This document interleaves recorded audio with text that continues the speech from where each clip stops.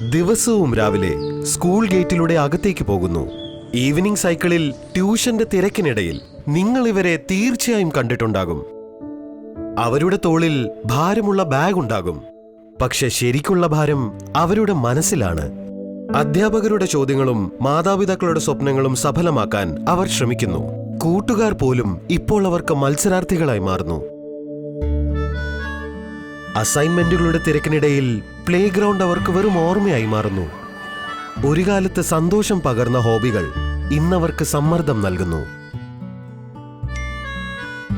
ഫോർമുലകൾ മനഃപാഠമാക്കുമ്പോൾ അവർ പ്രണയം മറന്നുപോകുന്നു. പരാതിപ്പെടാതെ അവർ എല്ലാ ദിവസവും പുതിയ ലക്ഷ്യങ്ങൾക്കായി കുതിക്കുന്നു.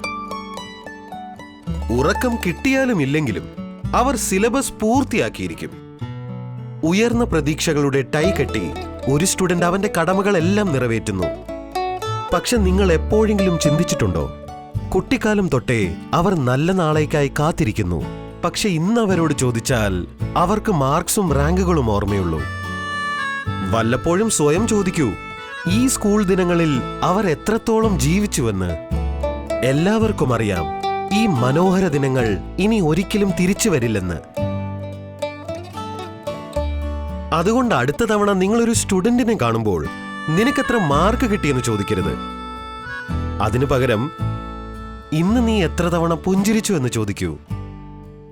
കാരണം രാവും പകലും ഉത്സാഹത്തോടെ പഠിക്കുന്നതിലൂടെ അവർ സ്വന്തം ഭാവി മാത്രമല്ല, മുഴുവൻ രാജ്യത്തിന്റെയും ഭാവി മാറ്റുകയാണ്.